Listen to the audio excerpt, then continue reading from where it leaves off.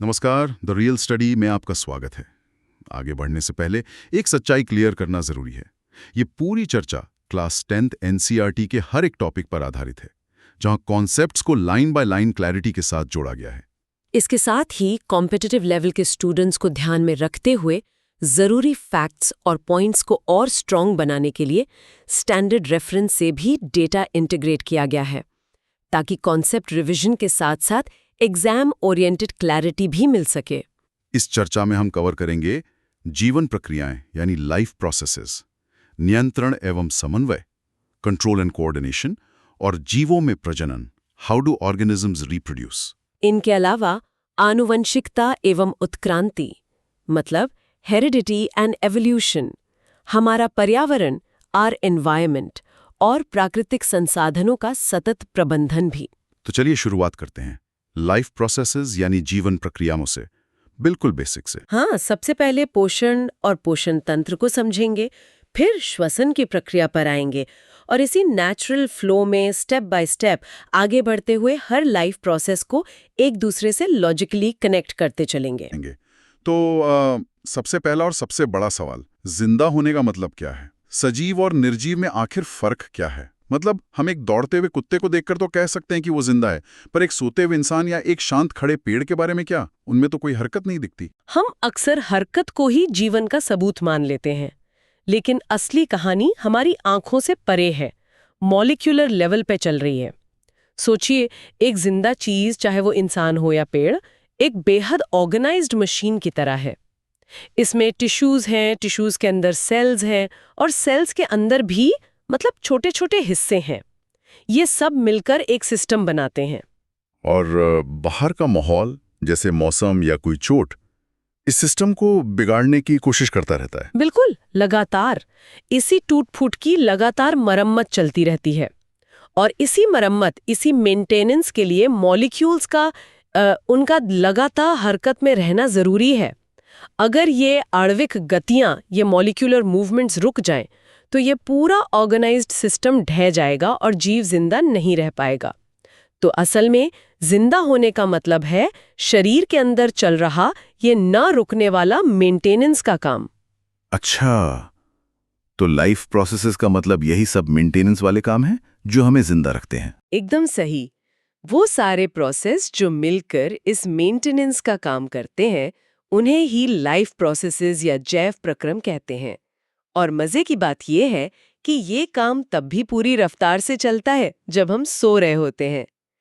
और जाहिर है, इस 24/7 चलने वाली फैक्ट्री को चलाने के लिए एक चीज की जरूरत पड़ती है, ऊर्जा यानी एनर्जी। और ये ऊर्जा हमें मिलती है भोजन से। यहीं से पोषण यानी न्यूट्रिशन का आइडिया आता है ना? हाँ, ऊर्जा के उस बाहरी स्रोत यानी भोजन को शरीर के अंदर लेने और इस्तेमाल करने के प्रोसेस को ही पोषण यानी न्यूट्रिशन कहते हैं। अब क्योंकि धरती पर ज्यादातर जीवन कार्बन पर आधारित है, तो हमारा भोजन भी कार्बन पर ही आधारित होता है। पर एक सिंगल सेल वाले अमीबा और हम जैसे करोड़ों अरबों सेल वाले इंसान के लिए भोजन लेने का तरीका तो एक जैसा नहीं हो सकता। हो ही नहीं सकता। और यहीं पर कॉम्प्लेक्सिटी बढ़ जाती है। अमीबा की तो पूरी की पूरी बॉडी बाहरी दुनिया के सीधे कांटेक्ट में है ना? वो अपनी स्किन से ही खाना अंदर ले सकता है, गैस एक्सचेंज कर सकता है। लेकिन हमारे शरीर की हर कोशिका तो बाहरी दुनिया के संपर्क में नहीं है। हमारे पेट के अंदर की कोशिकाएं सीधे हवा से ऑक्सीजन या प्लेट से खाना नहीं उठा सकती। इसीलिए हमें खास सिस्टम्स की जरूरत पड़ी। बिल्कुल, हमें खास काम के लिए स्पेशलाइज्ड सिस्टम्स चाहिए। एक, भोजन और ऑक्सीजन को शरीर के अंदर लाने के लिए। दूसरा, उस भोजन और ऑक्सीजन को शरीर की हर एक कोशिका तक पहुंचाने के लिए एक ट्रांसपोर्टेशन सिस्टम। और तीसरा, इस पूरी प्रक्रिया में जो कचरा बनता है, जो हार्मफुल वेस्ट बनता है, उसे शरीर से बाहर निकालने के लिए एक एक्सक्रीशन सिस्टम। ठीक है, तो सबको पोषण चाहिए, पर इसे हासिल करने के तरीके अलग-अलग हैं। शायद कुछ जीव अपना खाना खुद बनाते हैं और कुछ दूसरों पर निर्भर रहते हैं। आपने बिल्कुल सही पकड़ा। मोटे तौर पर दो ही टीमें हैं। पहली टीम है स्वपोषी की, ऑटोट्रॉफ्स की। यूं समझ लीजिए द मेकर्स। ये अपना खाना खुद बनाते हैं। ये हवा से कार्बन डाइऑक्साइड, जमीन से पानी और सूरज से रोशनी जैसी सिंपल चीजों का इस्तेमाल करके अपना भोजन तैयार कर लेते हैं। सारे हरे पौधे इसी टीम के खिलाड़ी हैं और इस प्रक्रिया को हम सब जानते हैं प्रकाश संश्लेषण। और दूसरी टीम? दूसरी टीम है विषमपोषी की, हेट्रोट्रॉफ्स की, मतलब द टेकर्स।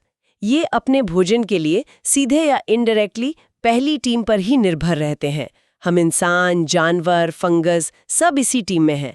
हम बने बनाए जटिल खाने को खाते हैं और फिर उसे तोड़ने के लिए अपने शरीर के अंदर खास केमिकल हथियार इस्तेमाल करते हैं, जिन्हें एंजाइम्स कहते हैं। ये एंजाइम वाला हिस्सा दिलचस्प है, पर पहले द मेकर्स यानी पौधों की बात करते हैं। प्रकाश संश्लेषण में होता क्या है? ये सूरज की रोशनी को खाने में कैसे बदल देता है? फिल सूरज की रोशनी की ऊर्जा को पकड़ता है, एक सोलर पैनल की तरह। स्टेप 2, इस सोलर एनर्जी को केमिकल एनर्जी में बदला जाता है और पानी के मॉलिक्यूल को हाइड्रोजन और ऑक्सीजन में तोड़ा जाता है। और स्टेप 3, इस केमिकल एनर्जी का इस्तेमाल करके हवा से ली गई कार्बन डाइऑक्साइड को ग्लूकोज यानी कार्बोहाइड्रेट में बदल दिया जाता है। बस यही पौधों का खाना है। और जो खाना तुरंत इस्तेमाल नहीं होता उसका क्या? पौधे उसे मंड यानी स्टार्च के रूप में स्टोर कर लेते हैं भविष्य के लिए। ये कुछ वैसा ही है जैसे हम अपने शरीर में एक्स्ट्रा एनर्जी को ग्लाइकोजन के रूप में जमा कर लेते हैं। तो पौधों को कार्बन डाइऑक्साइड पत्तियों पर मौजूद छोटे छोटे छेदों से मिलती हैं, जिन्हें रंध्र कहते हैं। और पानी जड़ों से, ये तो साफ है। पर अब आते हैं हम पर, यानी द टेकर्स पर। हमारे अंदर खाने का ये सफर कैसे तय होता है? ये एक अविश्वसनीय यात्रा लगती है। ये वाकई एक अविश्वसनीय यात्रा है। हमारे पास इस काम के लिए एक पूरी की पूरी असेंबली लाइन है, जिसे आहार नाल कहते हैं। ये मुंह से शुरू होती है और शरीर के दूसरे छोर तक जाती है। चलिए इस सफर पर एक सैंडविच को भेजते हैं और देखते हैं उसके साथ क्या क्या होता है। बढ़िया आइडिया है। तो हमने सैंडविच का पहला बाइट लिया, मुंह में क्या होता है? मुझे लगता था पाचन तो पेट में शुरू होता है। नहीं, कहानी मुंह में ही शुरू हो जाती है। मुंह एक प्रेप स्टेशन है। सबसे पहले दांत उस सैंडविच को मैकेनिकली तोड़कर छोटे छोटे टुकड़ों में बदल देते हैं। फिर जीभ उसे लार यानी सलाइवा के साथ मिलाती है और इस लार में एक बहुत चालाक एंजाइम होता है, लार एमिलेस। Salivary amylase. हाँ, ये सैंडविच की ब्रेड में जो स्टार्च है, अच्छा, तो वो वहीं पर? हाँ बिल्कुल, उसे वहीं पर पचाना शुरू कर देता है और शुगर में बदलने लगता है। कमाल है। यानी कार्बोहाइड्रेट का पाचन मुंह में ही शुरू हो गया। हाँ, और लार में एक और चीज होती है, लाइसोजाइम। ये एक एंटी बैक्टीरियल एजेंट है जो खाने के साथ आए कुछ हानिकारक कीटाणुओं को पहली फुर्सत में खत्म कर देता है। तो मुंह में मैकेनिकल और केमिकल दोनों तरह का काम हो गया। ठीक है, तो सैंडविच का अधपचा रूप अब भोजन नली से होता हुआ पेट यानी आमाशय में पहुंचता है। यहाँ तो माहौल काफी अलग होगा। बहुत अलग। पेट एक मस्कुलर बैग है जहां खाना लगभग 4 घंटे तक रहता है और यहाँ उसे मथा जाता है। पेट की दीवारें जठर रस छोड़ती हैं, जिसमें 3 शक्तिशाली चीजें होती हैं। पहला, हाइड्रोक्लोरिक अम्ल HCl। ये बहुत तेज एसिड है जो खाने के साथ आए बाकी कीटाणुओं का सफाया कर देता है। एक मिनट, अगर पेट में इतना शक्तिशाली एसिड है तो पेट खुद क्यों नहीं गल जाता? ये तो अपने ही घर को जलाने जैसा हुआ। बहुत अच्छा सवाल है। इसका जवाब है उस रस की तीसरी चीज, श्लेष्मा, म्यूकस। ये एक मोटी चिपचिपी परत होती है जो पेट की अंदरूनी दीवार पर चढ़ी रहती है और उसे एसिड से बचाती है। ये एक परफेक्ट शील्ड का काम करती है। वाह, शानदार डिजाइन है। और दूसरी चीज क्या थी? दूसरा है एक एंजाइम, पेप्सिन। ये प्रोटीन का स्पेशलिस्ट है। जैसे ही एसिड अपना माहौल बना देता है, पेप्सिन काम पर लग जाता है और सैंडविच के पनीर या मीट में मौजूद प्रोटीन को तोड़ना शुरू कर देता है। दूध की प्रोटीन के लिए रेनिन नाम का एक और एंजाइम भी होता है। ठीक है, तो पेट में एसिड ने माहौल बनाया और प्रोटीन पर हमला हुआ। लेकिन खाना अभी भी पूरी तरह पचा नहीं है। अब ये इस सफर के सबसे अहम पड़ाव पर जा रहा है, शुद्रांत्र, स्मॉल इंटेस्टाइन। बिल्कुल, छोटी आंत इस कहानी का असली हीरो है। ये आहार नाल का सबसे लंबा हिस्सा है और यहीं पर कार्बोहाइड्रेट, प्रोटीन और वसा का फाइनल पाचन होता है। जैसे ही अधपचा भोजन पेट से यहाँ आता है, 2 दोस्त उसकी मदद के लिए आगे आते हैं, यकृत, लिवर और अग्नाशय, पैनक्रियास। लिवर, जो शरीर की सबसे बड़ी ग्रंथि है, इसका क्या रोल है? लिवर बनाता है पित्त रस, बाइल जूस। सैंडविच में जो मक्खन या मेयोनीज था, यानी वसा, फैट, उसे पचाना बहुत मुश्किल है। ये पानी में तेल मिलाने जैसा है। तो पित्त रस एक डिटर्जेंट की तरह काम करता है। जैसे साबुन तेल के दाग को छोटे छोटे टुकड़ों में तोड़ देता है, पित्त रस भी फैट की बड़ी बूंदों को हजारों छोटी छोटी बूंदों में तोड़ देता है। इस प्रक्रिया को इमल्सिफिकेशन कहते हैं। इससे फैट पर एंजाइम का हमला करना आसान हो जाता है। तो लिवर ने फैट को हमले के लिए तैयार कर दिया। अब अग्न्याशय यानी पेनक्रियाज की बारी। हाँ, अग्न्याशय एक तरह की स्पेशल फोर्स भेजता है। इसके रस में 3 तरह के एंजाइम होते हैं जो हर तरह के खाने पर एक साथ हमला करते हैं। ट्रिप्सिन बचे खुचे प्रोटीन को निपटाता है, एमाइलेज ब्रेड के बचे हुए स्टार्च को खत्म करता है, और लाइपेज उस फैट पर हमला करता है जिसे पित्त रस ने अभी अभी तोड़ा है। सही है। सोचिए, अग्न्याशय को नहीं पता कि आपने रोटी ज्यादा खाई है या घी, इसलिए वो एक ही साथ तीनों ताले खोलने वाली चाबियां भेज देता है। ये एक शानदार रणनीति है। ही तो वाकई अद्भुत है। तो इन दोनों दोस्तों की मदद से लगभग सारा खाना पच गया। लगभग। फाइनल टच छोटी आंत की अपनी दीवारें देती हैं। वे आंतरिक रस निकालती हैं, जिसके एंजाइम बचे खुचे हर टुकड़े को उसके सबसे सरल रूप में बदल देते हैं। प्रोटीन बदल जाता है अमीनो एसिड में, कार्बोहाइड्रेट ग्लूकोज में, और वसा फैटी एसिड और ग्लिसरॉल में। अब जाकर पाचन की क्रिया पूरी हुई। सैंडविच अब अपने सबसे छोटे और काम के रूप में टूट चुका है। पाचन तो हो गया, पर इन पोषक तत्वों को शरीर इस्तेमाल कैसे करेगा? ये अपनी मंजिल यानी शरीर की हर कोशिका तक कैसे पहुंचेंगे? अब आता है अवशोषण का चरण। छोटी आंत की अंदरूनी दीवार पर उंगली जैसी लाखों छोटी छोटी रचनाएं होती हैं, जिन्हें दीर्घरोम कहते हैं। इनकी वजह से पोषक तत्वों को सोखने के लिए सतह का क्षेत्रफल जबरदस्त तरीके से बढ़ जाता है। और मजे की बात यह है कि अगर आप अपनी छोटी आंत की पूरी सतह को फैला दें, तो ये एक टेनिस कोर्ट के बराबर की जगह घेर लेगी। एक टेनिस कोर्ट सिर्फ खाना सोखने के लिए? जी हाँ, सिर्फ ज्यादा से ज्यादा पोषक तत्व सोखने के लिए। इन विली के अंदर खून की नसें होती हैं, जो पचे हुए भोजन के इन सरल अणुओं, ग्लूकोज, अमीनो एसिड वगैरह को सोखकर सीधे खून में डाल देती हैं। अब हमारा सैंडविच ऑफिशियली ब्लड स्ट्रीम का हिस्सा है। और खून के जरिए ये भोजन शरीर के हर कोने, हर कोशिका तक पहुंच जाता है। बिल्कुल, और इसे स्वांगीकरण कहते हैं। कोशिकाएं इस ग्लूकोज का इस्तेमाल ऊर्जा बनाने के लिए करती हैं, अमीनो एसिड का इस्तेमाल नए प्रोटीन बनाने और शरीर की मरम्मत के लिए करती हैं। यही हमारे भोजन का अंतिम लक्ष्य था, शरीर का हिस्सा बन जाना। और उस सैंडविच का क्या है जो पच नहीं पाया, जैसे कि फाइबर? वह बिना पचा भोजन बृहदांत्र में चला जाता है। यहाँ कोई पाचन नहीं होता। इसका मुख्य काम है उस बचे हुए पदार्थ में से ज्यादा पानी वापस सोख लेना। पानी सोखने के बाद जो ठोस कचरा बचता है, वो मल के रूप में शरीर से बाहर निकाल दिया जाता है। तो हमने एक सैंडविच की पूरी यात्रा को देखा, कैसे बाहर की एक चीज हमारे शरीर की हर कोशिका को चलाने वाले ईंधन में बदल गई। ये वाकई एक जटिल और शानदार मल्टी स्टेज फैक्ट्री है। ये जटिल जीवन में विशेषज्ञता के सिद्धांत को दिखाता है। हर अंग, हर ग्रंथि, हर एंजाइम का एक बहुत ही सटीक और जरूरी काम है। और ये सब कुछ सिर्फ ऊर्जा की उस बुनियादी जरूरत से शुरू होता है। हमने पोषण को तो समझ लिया, लेकिन उस पचे हुए भोजन यानी ग्लूकोज से ऊर्जा निकालने के लिए एक और बहुत जरूरी चीज चाहिए, ऑक्सीजन। और ये हमें स्वाभाविक रूप से श्वसन तंत्र यानी रेस्पिरेटरी सिस्टम के बारे में सोचने पर मजबूर करता है। बिल्कुल। उससे पहले यकृत के बारे में एक बात सोचने लायक है। हमने उसे सिर्फ पित्त रस बनाने वाले अंग के तौर पर देखा, पर असल में ये हमारे शरीर का सुपर हीरो है।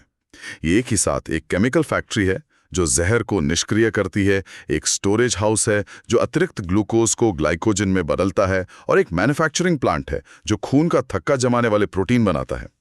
जरा सोचिए, अगर ये सुपर हीरो जो इतने सारे काम एक साथ करता है, एक दिन काम करना बंद कर दे, तो हमारे शरीर का क्या हाल होगा। जब भोजन पचकर शरीर की हर कोशिका तक पहुंच गया है, तो उस भोजन से ऊर्जा निकालने की प्रक्रिया को यानी श्वसन भाग को विस्तार से समझते। रुको मेरे दोस्तों, अगर अभी तक आपने इस वीडियो को लाइक नहीं किया और हमारे चैनल को सब्सक्राइब नहीं किया, तो बस 1 सेकंड निकालकर अभी कर दो, क्योंकि आपकी छोटी सी सपोर्ट ही ऐसे जागरूकता वाले वीडियोस को आगे बढ़ाती है। धन्यवाद मेरे दोस्त। अभी तक हमने लाइफ प्रोसेसेस के अंदर ह्यूमन डाइजेशन को समझा, कैसे खाना बॉडी के लिए एनर्जी का सोर्स बनता है। अब जब भोजन पचकर ग्लूकोज के रूप में तैयार हो चुका है, तो अगला सवाल नेचुरली ये उठता है, उस एनर्जी को बॉडी इस्तेमाल कैसे करे? ये तो ऐसा है कि गाड़ी में पेट्रोल तो भर दिया, पर अब उस पेट्रोल से इंजन को पावर कैसे मिले? यहीं से बात आती है श्वसन तंत्र के, जहां ऑक्सीजन के साथ मिलकर भोजन से ऊर्जा निकलती है। तो चलिए इस पूरी प्रक्रिया को समझते हैं बिल्कुल बेसिक से, स्टेप बाय स्टेप। तो एक सांस की यात्रा कहाँ से शुरू होती है? हवा अंदर लेने का पहला कदम, यानी नासाद्वार। लेकिन ये सिर्फ एक रास्ता नहीं है, है ना? यहाँ हवा के साथ कुछ होता है। बिल्कुल, ये एक एयर कंडीशनिंग और प्योरिफिकेशन प्लांट की तरह है। सोचिए, बाहर की हवा में धूल हो सकती है, वो सूखी हो सकती है, ठंडी या गर्म हो सकती है। शरीर उसे वैसे का वैसा अंदर नहीं ले सकता। तो नासा मार्ग यानी नेजल पैसेज में मौजूद महीन बाल एक फिल्टर की तरह काम करते हैं, जो धूल और दूसरी मोटी अशुद्धियों को पहली फुर्सत में रोक लेते हैं। ये तो हुआ पहला फिल्टर। लेकिन हवा तो फिर भी सूखी और ठंडी हो सकती है, और उसमें छोटे कण भी होंगे। सही पकड़ा। यहीं पर म्यूकस यानी श्लेष्मा की एक परत काम आती है। ये परत 3 बहुत जरूरी काम करती है। पहला, ये हवा में नमी मिलाती है। दूसरा, ये उसे शरीर के तापमान के बराबर गर्म करती है।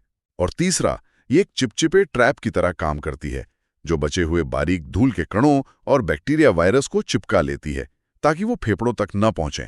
आपको जानकर हैरानी होगी कि हमारा शरीर रोजाना लगभग आधा लीटर म्यूकस बनाता है, सिर्फ इसी काम के लिए। आधा लीटर? मतलब हमारे शरीर में एक पूरी तैयारी है हवा को फेफड़ों के लायक बनाने की। अब ये तैयार हवा आगे कहाँ जाती है? इसके बाद हवा ग्रसनी यानी फायरिंग्स से गुजरती है।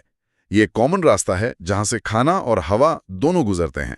और यहीं पर शरीर के सबसे शानदार ट्रैफिक मैनेजमेंट सिस्टम में से एक मौजूद है। Traffic management? आप एपिग्लॉटिस की बात कर रहे हैं? हाँ, एपिग्लॉटिस ये एक पत्ते जैसा छोटा सा ढक्कन है। जब हम सांस लेते हैं तो ये खुला रहता है ताकि हवा श्वास नली में जा सके। लेकिन जैसे ही हम कुछ निगलते हैं, चाहे खाना हो या पानी, ये तुरंत श्वास नली के मुंह को बंद कर देता है। ये पक्का करता है कि खाना गलती से भी फेफड़ों की तरफ न चला जाए। ये 1 सेकंड के 1000वें हिस्से में होता है, बिना हमारे सोचे। तो ये वो वजह है कि हम एक ही समय पर सांस नहीं ले सकते और कुछ निगल नहीं सकते। बहुत ही शानदार डिजाइन है। अब हवा श्वास नली यानी ट्रेकिया में पहुंच गई।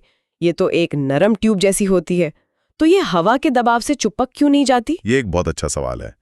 ट्रेकिया को हमेशा खुला रहना जरूरी है, इसलिए इसमें सी आकार के उपास्थि के वलय यानी कार्टिलेज रिंग्स होते हैं।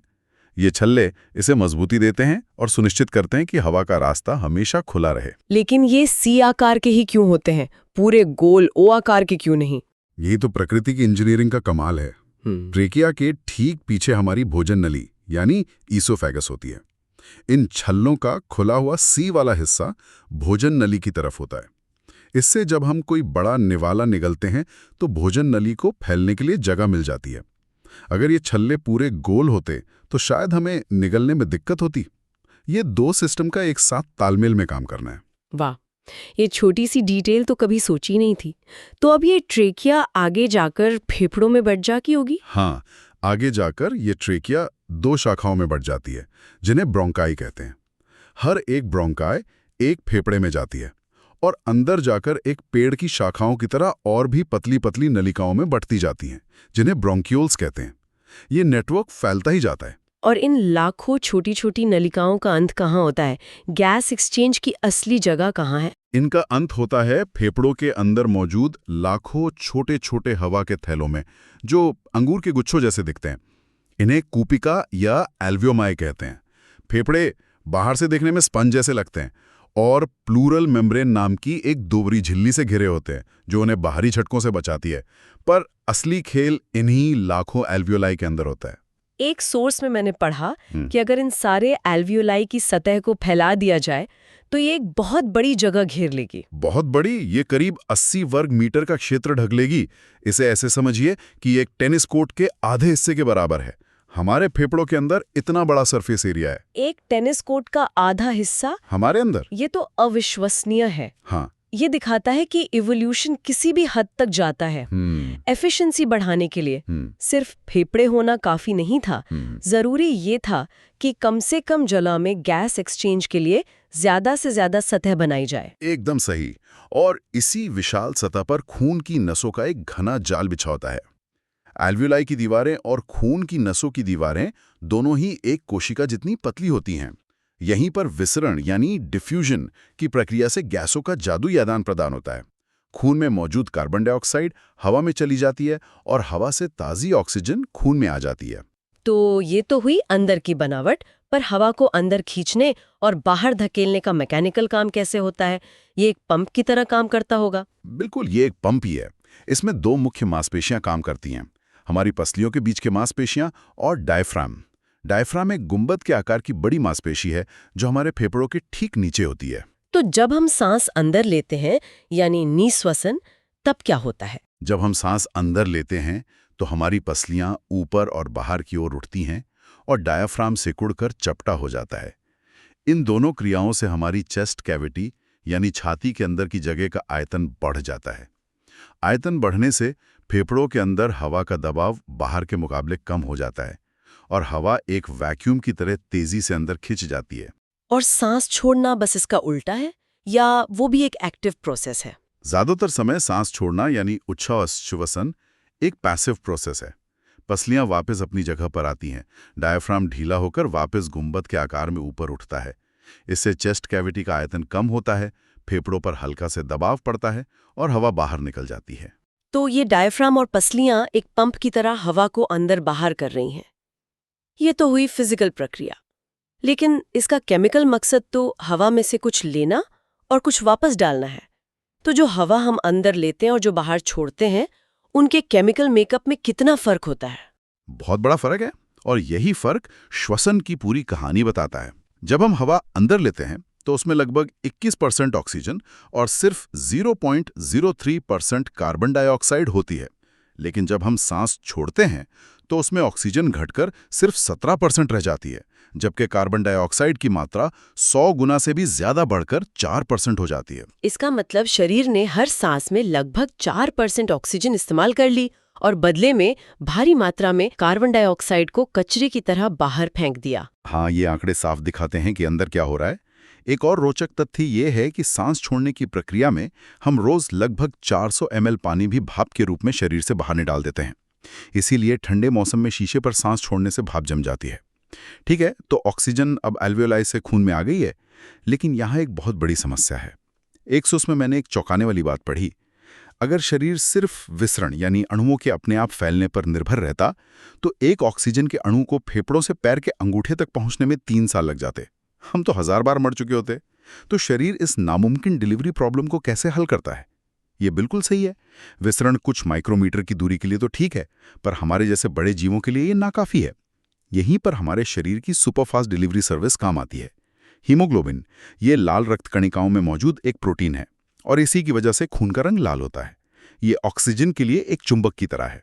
चुंबक की तरह मतलब ये ऑक्सीजन को पकड़ लेता है? हाँ, इसकी ऑक्सीजन के प्रति उच्च बंधुता होती है, यानी ये ऑक्सीजन के अणुओं को बहुत मजबूती से पकड़ लेता है। जब खून फेफड़ों से गुजरता है जहां ऑक्सीजन भरपूर मात्रा में है, तो हीमोग्लोबिन 4 ऑक्सीजन अणुओं को पकड़कर ऑक्सी हीमोग्लोबिन बन जाता है। फिर ये खून के साथ पूरे शरीर में घूमता है और उन ऊतकों तक ऑक्सीजन पहुंचाता है जहां ऑक्सीजन की कमी है। वहां पहुंचकर ये ऑक्सीजन को छोड़ देता है, ठीक एक डिलीवरी बॉय की तरह जो सही पते पर पैकेज डिलीवर करता है। ये तो कमाल की एफिशिएंट प्रणाली है। और वापसी का सफर, कार्बन डाइऑक्साइड वापस कैसे आती है? क्या वो भी हीमोग्लोबिन पर बैठकर आती है? कुछ हद तक, पर कार्बन डाइऑक्साइड एक मुश्किल पैसेंजर है। वो सीधे सीधे खून में अच्छे से नहीं घुलती। सिर्फ 10 से 20% कार्बन डाइऑक्साइड ही हीमोग्लोबिन के साथ जुड़कर वापस आती है और एक बहुत छोटा हिस्सा लगभग 7% सीधे खून के प्लाज्मा में घुलकर आता है। तो फिर बाकी की 70% से ज्यादा कार्बन डाइऑक्साइड कैसे ट्रांसपोर्ट होती है? यहाँ शरीर एक बहुत चालाक केमिस्ट्री ट्रिक अपनाता है। वो कार्बन डाइऑक्साइड को पानी के साथ मिलाकर बाइकार्बोनेट आयन में बदल देता है। यह ऐसा है जैसे किसी भारी भरकम अजीब से आकार के सामान को एक छोटे आसान से डिब्बे में पैक कर देना ताकि उसे ट्रांसपोर्ट करना आसान हो जाए। ये बाइकार्बोनेट आयन खून में आसानी से घूमते हैं और जब वो फेफड़ों तक पहुंचते हैं तो उन्हें वापस अनपैक करके कार्बन डाइऑक्साइड बना दिया जाता है और सांस के जरिए बाहर फेंक दिया जाता है। तो अब ऑक्सीजन कोशिका तक पहुंच चुकी है और पाचन से बना ग्लूकोज भी वहां पहले से मौजूद है। यहाँ से असली कहानी शुरू होती है। ऊर्जा बनती कैसे है? इस प्रक्रिया को कोशिकीय श्वसन या सेल्यूलर रेस्पिरेशन कहते हैं। इसकी शुरुआत होती है ग्लाइकोलिसिस नाम की एक प्रक्रिया से। ये प्रक्रिया कोशिका के कोशिका द्रव्य यानी साइटोप्लाज्म में होती है और इसकी सबसे खास बात यह है कि ये ऑक्सीजन हो या ना हो, दोनों ही सूरतों में होती है। इसके लिए ऑक्सीजन की जरूरत नहीं होती। तो इसमें होता क्या है? इसमें ग्लूकोज, जो कि एक 6 कार्बन वाला अणु है, टूटकर पायरुविक एसिड के 2 अणुओं में बदल जाता है। पायरुविक एसिड एक 3 कार्बन वाला अणु है। इस प्रक्रिया के अंत में हमें 2 एटीपी अणुओं का शुद्ध लाभ होता है। ये ऊर्जा बनाने का पहला छोटा सा कदम है। तो ये पहला कदम है। अब इस पायरुविक एसिड का क्या होता है? यहाँ से कहानी दिलचस्प होती होगी। बिल्कुल, यहाँ से एक चौराहा आता है। अब पायरुविक एसिड का भविष्य इस बात पर निर्भर करता है कि कोशिका में ऑक्सीजन मौजूद है या नहीं। ठीक है, तो पहला रास्ता देखते हैं। जब ऑक्सीजन नहीं है तब क्या होता है? जब ऑक्सीजन नहीं होती तो इसे अनॉक्सी श्वसन या एनारोबिक रेस्पिरेशन कहते हैं। जैसे कि यीस्ट खमीर में ये पायरुविक एसिड इथेनॉल और कार्बन डाइऑक्साइड में बदल जाता है। इसे किण्वन या फर्मेंटेशन कहते हैं। ब्रेड का फूलना और अल्कोहल बनना इसी प्रक्रिया से होता है। और हमारे शरीर में क्या हमारी मांसपेशियां भी फर्मेंटेशन करती हैं? एक तरह से हाँ, जब हम बहुत ज्यादा कसरत करते हैं, जैसे दौड़ना या वजन उठाना, तो हमारी मांसपेशियों को जितनी ऑक्सीजन चाहिए उतनी तेजी से खून पहुंचा नहीं पाता। उस ऑक्सीजन की कमी की स्थिति में पायरुविक एसिड लैक्टिक एसिड में बदल जाता है। यही लैक्टिक एसिड जब मांसपेशियों में जमा होता है तो हमें वो जलन और दर्द महसूस होता है। तो जिम में लेग डे के बाद होने वाले दर्द का जिम्मेदार यही लैक्टिक एसिड है। मैं हमेशा सोचती थी कि मेरे मसल्स में असल में होता क्या है। तो ये शरीर का एक इमरजेंसी एनर्जी सिस्टम है। एकदम सही, ये एक शॉर्ट टर्म उपाय है। अब आते हैं दूसरे और मुख्य रास्ते पर, ऑक्सी श्वसन या एरोबिक रेस्पिरेशन, जो तब होता है जब ऑक्सीजन मौजूद हो। और इसमें क्या होता है? जब ऑक्सीजन होती है तो पायरुविक एसिड कोशिका के पावर हाउस यानी माइटोकॉन्ड्रिया में प्रवेश करता है। वहां क्रेब्स चक्र जैसी जटिल प्रक्रियाओं के जरिए इसका पूरी तरह से ऑक्सीकरण होता है। अंत में हमें 3 चीजें मिलती हैं: कार्बन डाइऑक्साइड, जिसे हम सांस से बाहर छोड़ते हैं, पानी और बहुत सारी ऊर्जा। बहुत सारी ऊर्जा मतलब कितनी? अनॉक्सी श्वसन की तुलना में कितनी ज्यादा? जमीन आसमान का फर्क है। जहां अनॉक्सी श्वसन में ग्लूकोज के एक अणु से सिर्फ 2 एटीपी अणु मिलते हैं, वहीं ऑक्सी श्वसन की पूरी प्रक्रिया खत्म होने पर कुल 38 एटीपी अणु बनते हैं। 1 मिनट, 2 के मुकाबले 38, ये तो सिर्फ बेहतर नहीं है, ये तो एक पूरी अलग ही लीग है। ये एक साइकिल और एक फाइटर जेट के बीच का अंतर है। कोई आश्चर्य नहीं कि हम जैसे जटिल जीवों को जिंदा रहने के लिए ऑक्सीजन इतनी जरूरी है। बिल्कुल, और यही एटीपी यानी एडेनोसिन ट्राइफॉस्फेट कोशिका की ऊर्जा मुद्रा यानी एनर्जी करेंसी है। शरीर की हर एक क्रिया, चाहे वो मांसपेशियों का सिकुड़ना हो, सोचना हो या दिल का धड़कना हो, वो इसी एटीपी से मिली ऊर्जा से चलती है। बिना इसके सब कुछ ठप हो जाएगा। तो एक सांस लेने से लेकर हवा को साफ करना, फेफड़ों में गैसों का आदान प्रदान, हीमोग्लोबिन द्वारा ऑक्सीजन की डिलीवरी और अंत में कोशिका के अंदर उस ऑक्सीजन का उपयोग करके भोजन से जीवन की ऊर्जा एटीपी बनाना, ये पूरी प्रक्रिया एक दूसरे से कितनी गहराई से जुड़ी हुई है। बिल्कुल एक साधारण सांस से लेकर एक कोशिका के माइटोकॉन्ड्रिया के अंदर होने वाली जटिल रासायनिक क्रियाओं तक सब कुछ एक लय में एक ही उद्देश्य के लिए काम करता है: जीवन के लिए जरूरी ऊर्जा का निरंतर उत्पादन। ऑक्सीजन को सही जगह पहुंचाने के लिए बना है, लेकिन इसके बिना हमारे भोजन से ऊर्जा निकालने की पूरी प्रक्रिया लगभग ठप हो जाती। अब जब हमने ऊर्जा बना ली है और जरूरी चीजों को उनकी जगह पहुंचा दिया है, तो अगला तार्किक कदम उस परिवहन प्रणाली को समझना है, उन हाईवे के नेटवर्क को जो न सिर्फ इन गैसों को बल्कि पोषक तत्वों, हार्मोन्स और शरीर की हर जरूरत को अपनी मंजिल तक पहुंचाता है। और ये हमें सीधे परिसंचरण तंत्र यानी सर्कुलेटरी सिस्टम की ओर ले जाता है। रुको मेरे दोस्तों, अगर अभी तक आपने इस वीडियो को लाइक नहीं किया और हमारे चैनल को सब्सक्राइब नहीं किया तो बस 1 सेकंड निकालकर अभी कर दो, क्योंकि आपकी छोटी सी सपोर्ट ही ऐसे जागरूकता वाले वीडियोस को आगे बढ़ाती है। धन्यवाद मेरे दोस्त। अब तक हमने पोषण और श्वसन ये दोनों जीवन प्रक्रियाएं समझ ली हैं। मतलब खाना पच चुका है और ऑक्सीजन से ऊर्जा निकल रही है। लेकिन ये सब करने का फायदा तभी है जब ये पोषक तत्व और ऑक्सीजन शरीर की हर एक कोशिका तक पहुंचे। और बस इसी जरूरत से शुरू होता है हमारा परिसंचरण तंत्र, यानी सर्कुलेटरी सिस्टम। एक तरह से ये शरीर का अपना ट्रांसपोर्ट या डिलीवरी सिस्टम है। चलिए इसको स्टेप बाय स्टेप समझते हैं। बिल्कुल। और इस डिलीवरी सिस्टम का जो कह सकते हैं हेडक्वार्टर है, वो है हमारा हृदय। वैसे इस पूरे नेटवर्क में 4 मुख्य हिस्से हैं। एक तो हृदय जो पंप है, फिर धमनियां और शिराएं जो पाइपलाइन है, और रक्त यानी वो सामान जिसकी डिलीवरी होनी है। पर कमाल की बात यह है कि इसकी समझ हमें हमेशा से नहीं थी। अच्छा? हाँ, 1628 में विलियम हार्वे ने इसकी खोज की थी। उससे पहले तो दुनिया मानती थी कि खून जिगर में बनता है और शरीर उसे सोख लेता है। मतलब ये नहीं पता था कि खून लगातार घूमता रहता है। पता ही नहीं था। तो हार्वे ने पहली बार ये बताया कि ये एक बंद लूप है। खून दिल से निकलकर घूमता है और वापस दिल में ही आ जाता है। तो चलिए हम भी इस सिस्टम के इंजन यानी हृदय से ही शुरू करते हैं। हृदय, जो हमारी बंद मुट्ठी के बराबर एक मस्कुलर अंग है, वजन में करीबन 300 ग्राम, और ये पेरिकार्डियम नाम की एक थैली में सुरक्षित रहता है। इसे शरीर का सबसे व्यस्त अंग भी कहते हैं, है ना, जो कभी नहीं थकता। बिल्कुल। और इसकी बनावट ही इसकी असली ताकत है। ये 4 हिस्सों में या चेम्बर्स में बटा होता है। इसे समझने का सबसे आसान तरीका है, आप इसे एक 2 मंजिला घर समझिए। 2 मंजिला घर? हाँ, ऊपर के 2 कमरे और नीचे के 2 कमरे। ऊपर वाले कमरों को कहते हैं आलिंद या एट्रियम, और नीचे वाले मजबूत कमरों को निलय या वेंट्रिकल। तो एक दायां आलिंद और निलय और दूसरा बायां आलिंद और निलय। पर ये 4 चेम्बर वाला डिजाइन थोड़ा पेचीदा नहीं लगता? मतलब 2 से काम क्यों नहीं चल सकता था? बहुत अच्छा सवाल है। इसका बस एक ही मकसद है, शुद्ध और अशुद्ध खून को पूरी तरह से अलग रखना। इस घर का जो दायां हिस्सा है ना, वो सिर्फ अशुद्ध मतलब कार्बन डाइऑक्साइड वाला खून हैंडल करता है। और बायां हिस्सा फिर शुद्ध खून को? एकदम। बायां हिस्सा सिर्फ ऑक्सीजन से लबालब भरा हुआ साफ खून हैंडल करता है। अगर ये मिल जाएं तो हमारी कोशिकाओं को पूरी ऑक्सीजन कभी नहीं मिल पाएगी। समझी। मतलब ये बंटवारा हमारी हाई एनर्जी लाइफस्टाइल के लिए बहुत जरूरी है। और खून का बहाव एक ही दिशा में कैसे बना रहता है? उसके लिए इन कमरों के बीच में खास तरह के दरवाजे लगे हैं, एक तरफा दरवाजे, जिन्हें हम वॉल्व कहते हैं।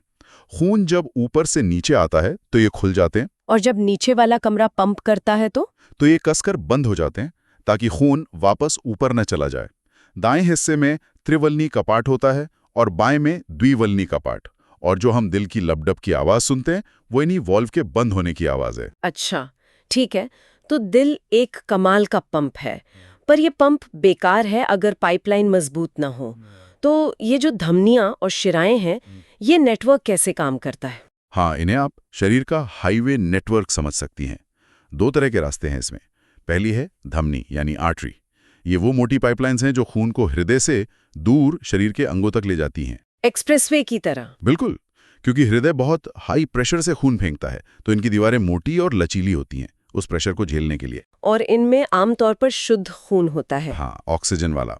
और दूसरा रास्ता है शिरा यानी वेन। ये शरीर के अंगों से इस्तेमाल हो चुका खून वापस हृदय की ओर लाती है। तो ये सर्विस लेन जैसी हुई? एकदम। इनमें प्रेशर काफी कम होता है तो इनकी दीवारें पतली होती हैं। पर अगर प्रेशर कम है तो खून वापस नीचे भी तो जा सकता है, खासकर पैरों से ऊपर आते हुए। बहुत सही पॉइंट। इसी को रोकने के लिए शिराओं के अंदर जगह जगह पर वाल्व लगे होते हैं। वो खून को सिर्फ ऊपर जाने देते हैं, नीचे नहीं। लेकिन अब यहां एक बहुत ही मजेदार अपवाद है। 1 मिनट, मुझे पता है। वो पल्मोनरी धमनी और शिरा वाला मामला है ना, जहां सब उल्टा हो जाता है। हाँ, लगता तो उल्टा है पर है नहीं। देखिए, धमनी की परिभाषा क्या है? जो खून को दिल से दूर ले जाए। तो पल्मोनरी धमनी भी दिल से खून को दूर ही ले जाती है। पर वो खून अशुद्ध होता है। बिल्कुल, वो अशुद्ध खून फेफड़ों तक ले जाती है साफ होने के लिए। और पल्मोनरी शिरा, वो फेफड़ों से साफ खून वापस दिल में लाती है। एकदम सही। तो नियम सीधा है, धमनी मतलब दिल से दूर और शिरा मतलब दिल की ओर। उस पर कौन सा माल लदा है, ये इस पर निर्भर करता है कि वो कहाँ जा रही है। अब जब सारे हिस्से समझ आ गए हैं तो चलिए खून की एक बूंद के साथ पूरा सफर करते हैं। हाँ, ये मजेदार होगा। इसे ही दोहरा परिसंचरण या डबल सर्कुलेशन कहते हैं। हाँ, क्योंकि एक चक्कर में खून दिल से 2 बार गुजरता है। तो मान लीजिए हमारी बूंद अभी-अभी फेफड़ों से निकली है, ऑक्सीजन से भरपूर। पल्मोनरी शिरा उसे पकड़कर सीधा दिल के बाएं ऊपरी कमरे यानी बाएं आलिंद में ले आती है। मंजिल नंबर 1, बायां आलिंद। ये तो बस एक वेटिंग रूम जैसा हुआ। हाँ, जैसे ही ये भरता है, ये सिकुड़ता है और खून को नीचे के पावरफुल कमरे बाएं नीले में धकेल देता है। और बाएं नीले की दीवारें पूरे दिल में सबसे मोटी होती हैं। क्योंकि उसे खून को पूरे शरीर में पंप करना है, सिर से लेकर पैर के अंगूठे तक। बिल्कुल। तो बायां नीले जोर से सिकुड़ता है और ये शुद्ध खून महाधमनी यानी एओर्टा के रास्ते अपनी यात्रा पर निकल पड़ता है। अब हमारी बूंद किसी कोशिका के पास पहुंची, उसे ऑक्सीजन दी और उससे उसका कचरा कार्बन डाइऑक्साइड ले लिया। और अब वो अशुद्ध हो गई।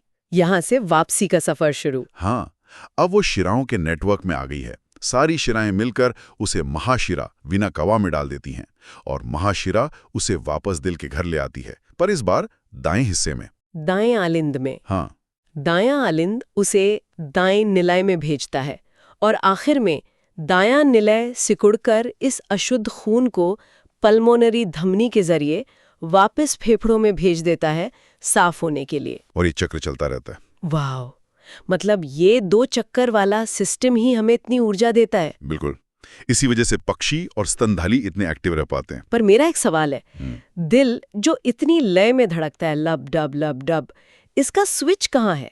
इसे सिग्नल कौन देता है? इसका अपना एक पावर हाउस है, एक प्राकृतिक पेसमेकर। पेसमेकर। हाँ, दाएं आलिंद की दीवार में नर्व सेल्स का एक छोटा सा गुच्छा होता है, जिसे साइनो ऑरिकुलर नोड या SAN कहते हैं। वहीं से एक हल्का सा बिजली का करंट पैदा होता है जो पूरे दिल को एक साथ सिकुड़ने का सिग्नल देता है।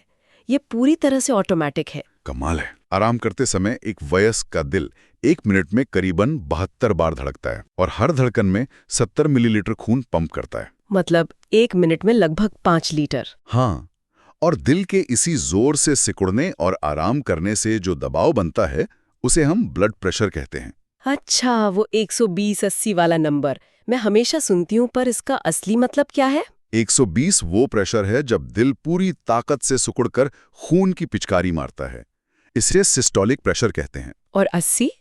80 वो प्रेशर है जब दिल आराम कर रहा होता है, अगली धड़कन के लिए भर रहा होता है। ये डायस्टोलिक प्रेशर है, यानी जोर वाला और आराम वाला प्रेशर। और इसे स्फिग्मोमैनोमीटर नाम की मशीन से नापते हैं। हाँ। ठीक है, तो ये पूरा एक बंद पाइपलाइन नेटवर्क है।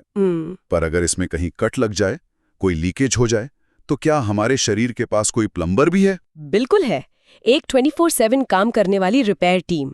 हमारे खून में प्लेटलेट्स नाम की बहुत छोटी चिपचिपी कोशिकाएं होती हैं। हाँ, जैसे ही कहीं कट लगता है, ये प्लेटलेट्स फौरन वहां पहुंचकर एक दूसरे से चिपक जाती हैं और एक जाल सा बना लेती हैं। और वो जाल लीकेज को बंद कर देता है। हाँ, खून का थक्का बनाकर बहाव को रोक देता है। अच्छा, और मैंने सुना है कि इस मेन ट्रांसपोर्ट सिस्टम के साथ एक और सहायक सिस्टम भी काम करता है, लसिका तंत्र। वो क्या चीज़ है? हाँ, अगर सर्कुलेटरी सिस्टम शरीर का वाटर सप्लाई नेटवर्क है, तो लसिका तंत्र यानी लिम्फेटिक सिस्टम उसका ड्रेनेज सिस्टम है। जब खून बहुत पतली नलियों से गुजरता है, तो कुछ तरल रिस्कर कोशिकाओं के बीच की जगह में जमा हो जाता है। इसी तरल को लसिका या लिम्फ कहते हैं। तो ये ड्रेनेज सिस्टम उसे साफ करता है? हाँ, ये उस एक्स्ट्रा तरल को वापस खून में लौटाता है। ये हमारी आंतों से फैट को ट्रांसपोर्ट करता है और सबसे जरूरी, ये शरीर की रक्षा प्रणाली का हिस्सा है। इसमें लिम्फोसाइट्स नाम के सैनिक होते हैं और लिम्फ नोड्स नाम की चौकियां जो बैक्टीरिया वायरस को पकड़कर खत्म कर देती हैं। ये तो बहुत ही कॉम्प्लेक्स सिस्टम है, पर ये सब सोचकर हैरानी होती है कि ऊंचे ऊंचे पेड़ जो 30-30 मंजिला ऊंचे होते हैं, वो बिना किसी दिल या मोटर के पानी को जड़ों से पत्तियों तक कैसे पहुंचाते हैं? उनका क्या जुगाड़ है? उनके पास एक बहुत ही, कह सकते हैं, सरल लेकिन असरदार सिस्टम है। पौधों में 2 तरह की पाइपलाइन होती हैं। पहली है जाइलम। इसका एक ही काम है, जड़ों से पानी और खनिज को ऊपर पत्तियों तक पहुंचाना। पर कैसे? मतलब गुरुत्वाकर्षण के खिलाफ बिना पंप के? इसके पीछे जो ताकत है वो है खिंचाव। खिंचाव? हाँ, दिन में जब पत्तियों से पानी भाप बनकर उड़ता है, जिसे वाष्पोत्सर्जन या ट्रांसपिरेशन कहते हैं, तो वो पानी की पूरी लाइन में एक सक्शन पैदा करता है। अच्छा, जैसे हम स्ट्रॉ से कोल्ड ड्रिंक पीते हैं, एकदम वही चीज। वो खिंचाव इतना मजबूत होता है कि पानी को सैकड़ों फीट ऊपर खींच लेता है। वाह। और दूसरा नेटवर्क भोजन के लिए होगा? हाँ, दूसरा नेटवर्क है फ्लोएम। ये पत्तियों में बने भोजन को पौधे के बाकी हिस्सों तक पहुंचाता है, जैसे नई कलियों, फलों और जड़ों तक।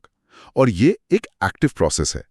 इसमें पौधे को अपनी ऊर्जा यानी एटीपी खर्च करनी पड़ती है। तो चाहे वो हमारे शरीर का शक्तिशाली पंप हो या पेड़ों का धीमा खिंचाव, परिवहन हर जीवित चीज के लिए बेहद जरूरी है।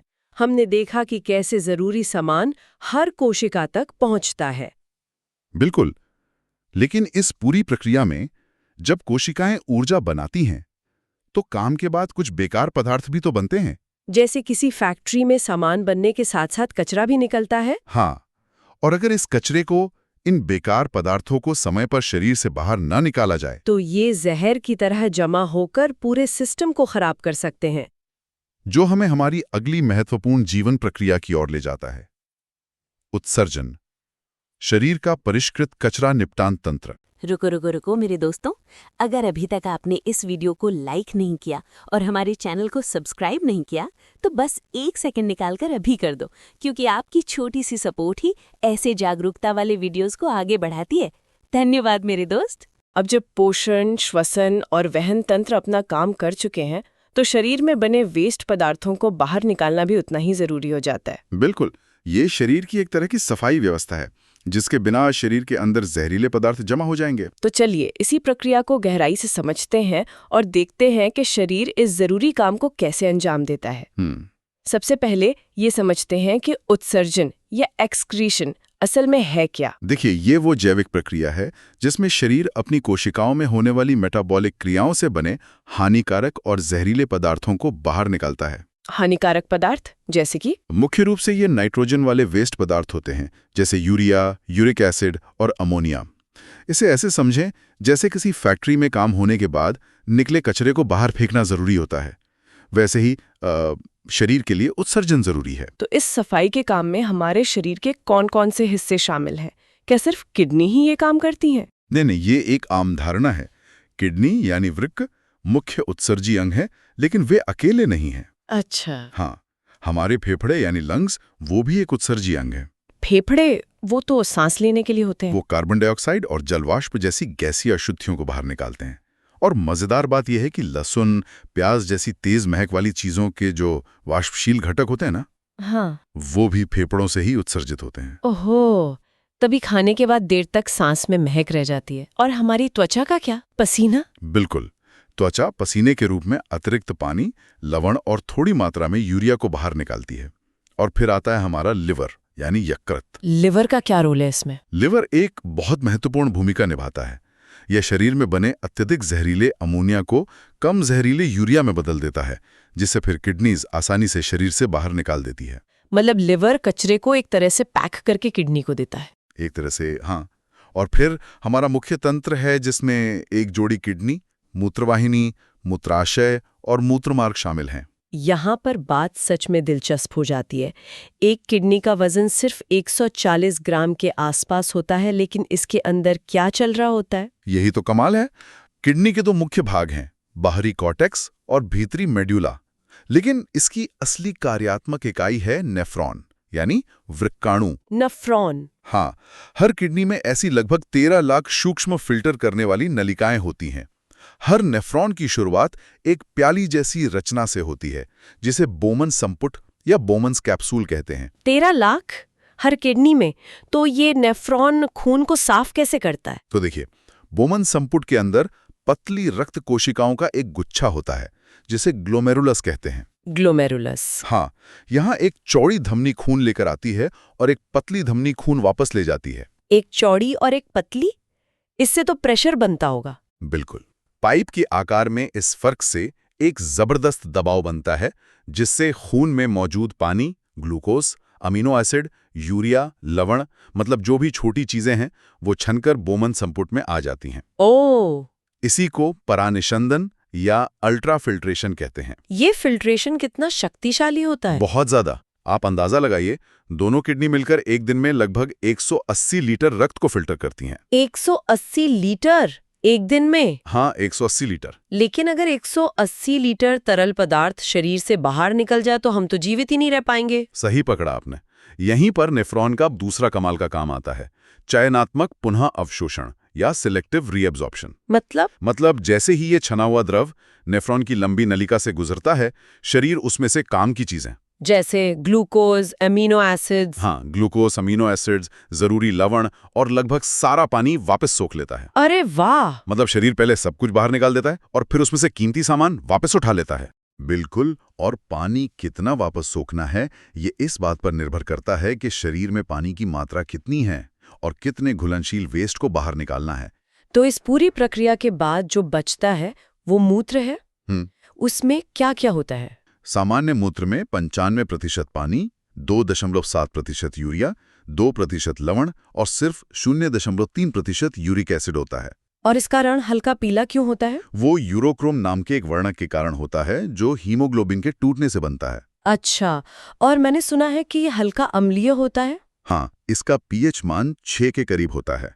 एक और दिलचस्प बात यह है कि किडनी सिर्फ नाइट्रोजन वाले कचरे को ही नहीं, बल्कि पेनिसिलिन जैसी दवाइयों और कुछ मसालों को भी शरीर से बाहर निकालती है। और किडनी में पथरी, वो क्या होती है? वो असल में कैल्शियम ऑक्जिलेट के जमा होने से बनती है। Calcium oxalate? जी। तो ये तो तब की बात है जब सब ठीक चल रहा हो।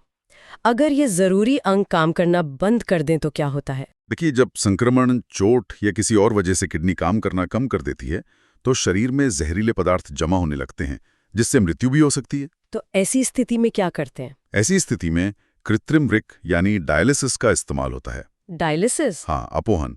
इसमें मरीज के खून को एक मशीन से गुजारा जाता है, जिसमें अर्धपारगम में झिल्ली वाली नलिकाएं होती हैं। ये नलिकाएं एक विशेष द्रव यानी अपोहन द्रव में डूबी होती हैं। खून से यूरिया और अतिरिक्त लवण विसरण डिफ्यूजन के द्वारा इस द्रव में चले जाते हैं और साफ खून वापस मरीज के शरीर में भेज दिया जाता है। तो ये असली किडनी की तरह ही काम करता है? लगभग, पर एक बहुत बड़ा अंतर है। क्या? डायलिसिस में पुनः अवशोषण नहीं होता, मतलब वो काम की चीजें वापस नहीं सोख पाता। ओह, तो ये एक बहुत बड़ी कमी है। जी। हमने इंसानों की तो बात की, लेकिन पौधे अपना कचरा कैसे बाहर निकालते हैं? पौधों के तरीके बिल्कुल अलग और बहुत सरल हैं। जैसे प्रकाश संश्लेषण से बनी ऑक्सीजन, वो उनके लिए एक अपशिष्ट उत्पाद है जिसे वो बाहर छोड़ देते हैं। हाँ, वो तो हमारे काम आती है। बिल्कुल। और अतिरिक्त पानी को वाष्पोत्सर्जन यानी ट्रांसपिरेशन द्वारा बाहर निकालते हैं। और जो ठोस कचरा होता है उसका क्या? वे अपने अपशिष्ट उत्पादों को पत्तियों में जमा करते हैं, जो बाद में झड़ जाती हैं। ये तो बड़ा स्मार्ट तरीका है ना? कुछ अपशिष्ट उत्पाद जैसे रेजिन और गोंद वो पुराने जाइलम में जमा रहते हैं, और कुछ पौधे तो अपने आसपास की मिट्टी में भी अपशिष्ट उत्सर्जित कर देते हैं। तो अगर हम पूरी तस्वीर को एक साथ देखें तो शरीर की कहानी कितनी अद्भुत है। पहले पोषण से ऊर्जा और कच्चा माल मिलता है, फिर श्वसन उस ऊर्जा को निकालता है, और वहन तंत्र इन सब चीजों को शरीर के हर कोने तक पहुंचाता है। और अंत में उत्सर्जन तंत्र, जिसकी हमने अभी बात की, वो इस पूरी फैक्ट्री की सफाई करने वाली टीम की तरह काम करता है, ताकि जहरीला कचरा जमा ना हो और सब कुछ सुचारू रूप से चलता रहे। ये सभी प्रक्रियाएं एक दूसरे से गहराई से जुड़ी हुई हैं। ये बेहतरीन संतुलन और सफाई व्यवस्था इस बात की नींव रखती है कि शरीर अपने सभी कार्यों को नियंत्रित और समन्वित कैसे करता है। बिल्कुल सही कहा आपने। और यही हमें स्वाभाविक रूप से नियंत्रण और समन्वय की प्रक्रिया की तरफ ले जाता है। शरीर इन सब जटिल सिस्टम्स को मैनेज कैसे करता है, तालमेल कैसे बिठाता है। रुको मेरे दोस्तों, अगर अभी तक आपने इस वीडियो को लाइक नहीं किया और हमारे चैनल को सब्सक्राइब नहीं किया तो बस 1 सेकंड निकालकर अभी कर दो, क्योंकि आपकी छोटी सी सपोर्ट ही ऐसे जागरूकता वाले वीडियोस को आगे बढ़ाती है। धन्यवाद मेरे दोस्त।